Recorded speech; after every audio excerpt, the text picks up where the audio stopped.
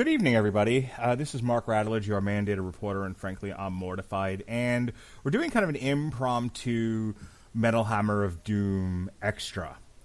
And the reason why we're doing this tonight is because it broke on Twitter that Prince Markie Dee, the kids are like, what?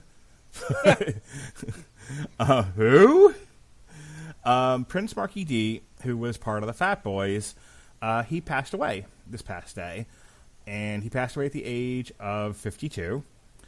Now, if you don't know who the Fat Boys were a rap group from the 80s, and if you grew up like I did back in the 80s, they were part of like the trifecta of New York rap groups that sort of rode that line where if you're a kid, it was accessible for you if you were a kid, but also obviously, rap coming from the party scene appealed to adults too. And so the Fat Boys were one of those like early, like jumped into the mainstream rap groups.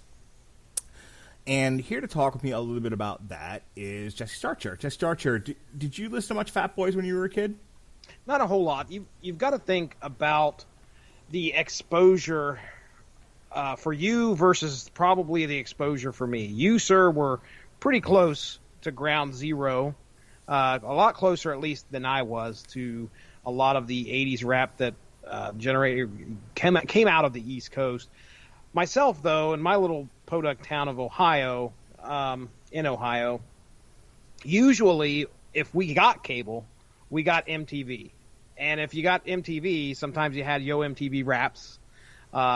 And sometimes, even before that, you were exposed to some rap. You didn't really hear it on the radio very much, at least in the early days. So my first exposure to the Fat Boys was probably one of their biggest hits, which was played over and over on. I can remember being at my babysitter's, watching it on the TV, on MTV, and that was the Wipeout song that they did. So that was probably my first exposure to them, and I think I may have heard a few songs off and on from there on out, but it's not something that as a child and in my actual music-seeking days when I was listening to rap more often, I wasn't seeking Fat Boys out because by then I was more into, I hate to say this, but I was more into gangster rap at that point. Right. I wasn't. Fat Boys was probably as far as you could get from gangster rap, I would assume. Yeah. Gangster rap may have been like a reaction to the Fat Boys. Yeah. Very early on, like appealing to middle class white kids and stuff like that. Yes, sir. The Fat Boys gained notoriety for some of their cover songs, Louie Louie, Wipeout. The very first album I ever bought was their second one, The Fat Boys Are Back. I distinctly remember getting that one in elementary school. And I was telling you before we started the show, I kind of did this impromptu sort of tribute to Prince Markie Dee, that one of my favorite albums, probably one of my last albums that I ever got by the Fat Boys, was Comin' Back Hard Again. Mm-hmm. Comin' Back Hard Again was their 1988 album. And now it had a song on there, and you saw it and you were like, what is this? Yes, sir. And as much as I like Comin' Back Hard Again and some of these other songs that are on that album, the one that jumped out at you and the one that we're going to talk about for a little bit and watch the video for tonight is Are You Ready for Freddy? Mm-hmm. Are You Ready for Freddy? Portions of the song were rapped by Robert Englund as Freddy Kreuger. Oh, my goodness. The song was originally released in 1988 as the theme for A Nightmare on Elm Street for The Dream Master. Okay, all right. And this is one of the few nightmares that I actually willed myself to watch. I was a big chicken back in the day when it came to horror movies, especially watching the Nightmare on Elm Street films. And to this day, I could say that I own them, but I haven't sat down and watched all of them. So I was petrified when the first Nightmare on Elm Street released. But I started to get older, and I remember going with my girlfriend to go watch, not at the theaters, but we rented the tape and watched the fourth one at her house. So Okay, so this went along with that. That is fantastic, and I cannot believe that Robert Englund participated in rapping some of this stuff. So, man, I'm ready. I haven't never seen this video. I've never seen this video, so I don't even know what we're getting into. Yeah, I don't know if I've ever seen this, to be honest with you. I may have watched it on MTV Raps, but it doesn't strike. Like, I'm aware of the song because I'm aware of the album, but I don't know if I've ever actually watched the video for this. So this might be a first for me too. And we're doing this, like I said, in honor of poor Prince Markie Dee, who passed away. And so this is our little tribute to him, little fun. Unfortunate with his unfortunate passing. So here we go. This is Fat Boys. Are you ready for Freddy from Coming Back Hot Again? All right. All right.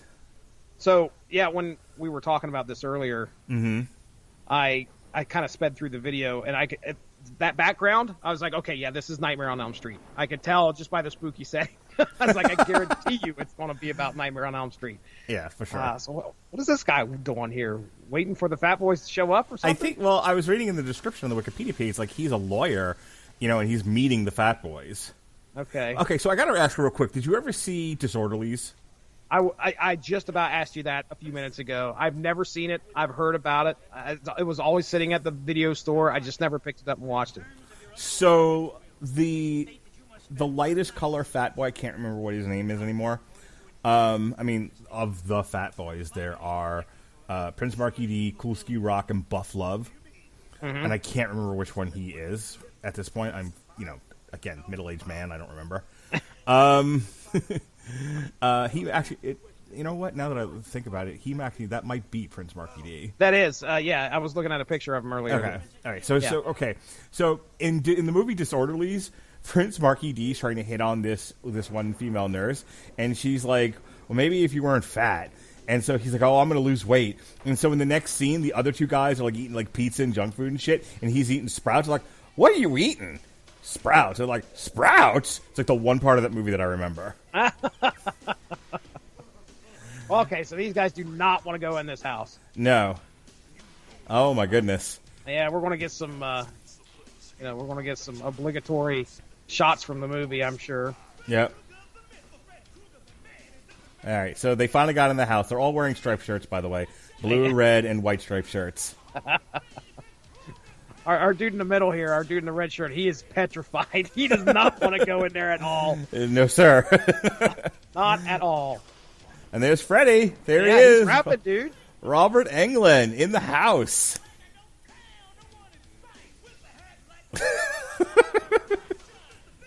So, just so you know what I'm giggling like a schoolgirl at, they're just in the camera rapping. I think that's the human beatbox. Oh, man. Did they ever play off of this fat joke? I mean, my goodness.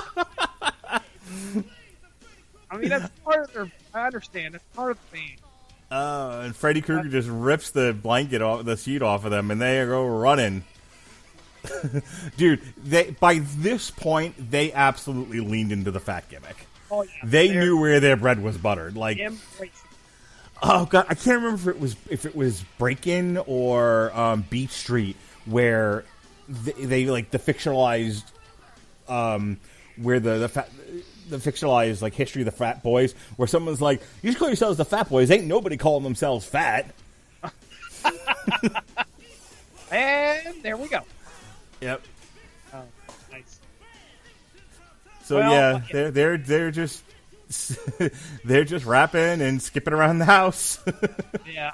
Now, see, it's interesting that, of course, one of the other rappers that I've always talked about that I've listened to is DJ Jazzy Jeff and the Fresh Prince.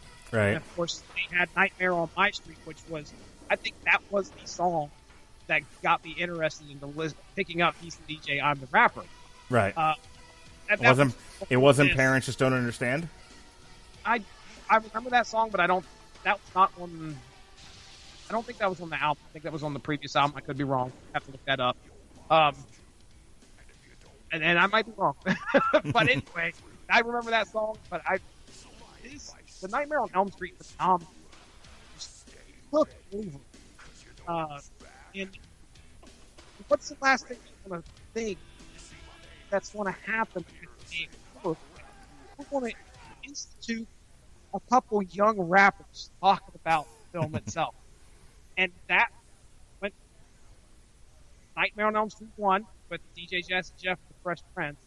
Which I don't even know if that was on the soundtrack, but I just know it was on that album. And now here's 4 films, total of 4 films, and this guy's going to eat a donut. Nice. But we're it's Nightmare on Elm Street 4, and we're still like embracing the rap element that's out there. Wow, that's hilarious. All right, so that was an interesting video. Of course, it was probably everything that you would expect. The Fat Boys coming in, yoking it and joking it up, and then Freddy Kreuger chased them halfway around the house, scared the bejesus out of them. Yeah, so the wiki says Prince Markie Dee's uncle Frederick has died, and his lawyer meets the group outside the Nightmare on Elm Street house. The lawyer informs Markie that he must spend the night inside Uncle Frederick's home to earn his inheritance. So the group enters, and not long after, Freddy Kreuger appears and begins to chase the band through the house, slashing with his claws while stopping to rap. Because of course he does. Well, aside from the rapping, I've heard the plot before, but the rapping is definitely unique to the plot. So, well, that was fun, man. I mean, yeah, rest in peace, Prince Markie Dee. That's unfortunate. Any idea, are the other members of the Fat Boys still around? Oh, hang on, I gotta correct myself. It was Crush Groove was the movie I was referencing before. Crush Groove, okay. I've heard of that, never seen it.